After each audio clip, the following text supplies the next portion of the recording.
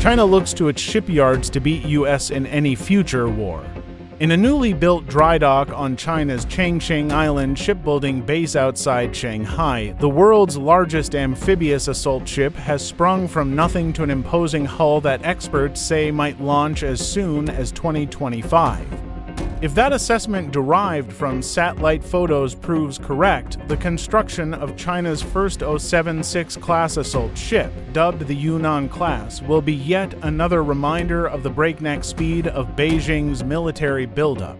It is bringing one of the world's largest warships into existence in less time than it currently takes US or European shipyards to refit a much smaller aging frigate or destroyer. It will also likely stoke the fears of those who believe Beijing is now preparing in earnest for a major conflict, most likely one sparked by a deliberate invasion of Taiwan. According to US officials, Chinese President Xi Jinping has ordered his military to be ready to conduct that operation by 2027, a suggestion Beijing denies, but has not yet made a firm decision to launch military action. Constructed in 2005, the Changchun Island shipbuilding base, owned by the government-run China State Shipbuilding Corporation, has been a hugely ambitious effort and is now in a third stage of expansion that has also seen it build China's third aircraft carrier, the Fujian, between 2015 and 2022. That ship began its sea trials in May, but the speed with which the shipyard is now turning around landing vessels represents a dramatic uptick in warship construction. Commercial satellite photos indicate that the dry dock in which the new 076 class is being built only opened in October as part of what appeared to be a dramatic new expansion of the port facilities. They turn out both military and civilian vessels at a speed that now worries Beijing's potential adversaries and rivals, particularly the United States, and could give it a ready edge in any conflict. The latest imagery, provided by private satellite firm Maxar for the Washington-based Center for Strategic and International Studies, suggest that it is roughly 263 meters long and 43 meters wide. 867 by 142 feet, slightly smaller than an aircraft carrier such as the USS Nimitz or Ford class, or China's new Fujian, but notably bigger than the new USS America class equivalent assault ships. Like the America class, the new 076 looks to be capable of carrying troops and landing craft as well as drones and combat jets.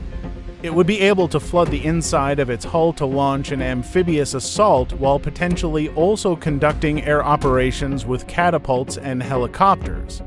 Since 2019, China has launched for such vessels of the slightly smaller 075 class, with two declared ready for combat over the last year and another for said to be on order. That output rate is beginning to alarm U.S. counterparts. In raw tonnage when it comes to warships, the U.S. Navy remains considerably larger than its Chinese counterpart. In total, the U.S. retains almost 3 million metric tons of warships of 1,000 tons or more, compared to barely a third of that for China. That includes 10 nuclear aircraft carriers and their battle groups, all bigger and more powerful than China's 3 carriers so far. Only Beijing's 4th carrier, still under construction, is expected to be nuclear-powered, giving it much greater endurance. The U.S. also retains a much larger force of atomic-powered submarines, both ballistic missile-carrying variants capable of remaining unseen for months and smaller torpedo and cruise missile-carrying attack subs. Still, when it comes to the sheer number of warships, China has now overtaken the U.S. as the largest navy in the world, with 230 for vessels over 1,000 tons compared to the Americans' 119, according to the London-based International Institute for Strategic Studies. China also now has more combat logistics and support vessels than the U.S. military, 167 versus 126. U.S. strategists worried. Before we continue, please consider subscribing to our channel to show your support. While the U.S. Navy is spread around the world, including to aircraft carriers now in the Middle East in the event of a conflict involving Israel and Iran, Beijing's forces are largely focused on its immediate neighborhood, and this would be even truer in a war. Any rotation there would likely involve not just warships, but elements of China's Coast Guard and maritime militia, from fishing boats to giant ferries used as troop ships. What has those in Washington even more perturbed, however, is Beijing's ability to build and repair vessels. One recent unclassified slide released by U.S. naval intelligence estimated that China's total shipbuilding capacity was now more than 632 times that of the U.S. U.S. officials warn that Beijing can call on dozens of shipyards larger and more effective than the notoriously troubled Huntington Ingalls facility in Newport News, Virginia, the largest U.S. military shipyard. When it comes to warships, Beijing is now outbuilding the U.S. to a remarkable degree. Between 2003 and 2023, China more than doubled its guided missile destroyer fleet to 42 over the last 10 years. It has launched 23 new destroyers compared to only 11 built by the U.S. since 2017. China has built 8 guided missile cruisers, while the U.S. completed none. That naval production capacity is backed up by an even larger civilian shipbuilding sector. In 1999, Chinese shipyards accounted for only 5% of merchant shipping tonnage globally each year. Now, that proportion stands at over 50%, with Chinese yards attracting almost 60% of new merchant ship orders last year. That contrasts with the United States, which produces just 15 to 25 new merchant vessels every year, less than 5% of the global total. China has also bitten into the dominance of Japanese and Korean shipyards, which once held over half the global market between them, but last year only around 40%, according to trade data produced by the United Nations. Industrial repair battle. U.S. commanders believe they still have a technical edge over China's Navy in a range of areas. One recent set of war games run by the Center for Strategic and International Studies predicated on a Chinese invasion of Taiwan showed Beijing losing 50 to major surface warships compared to between 7 and 10 U.S. equivalents. Those war games, though, showed China much more able to take those losses than the U.S., both because of its significantly larger fleet and much greater abilities to carry out repairs.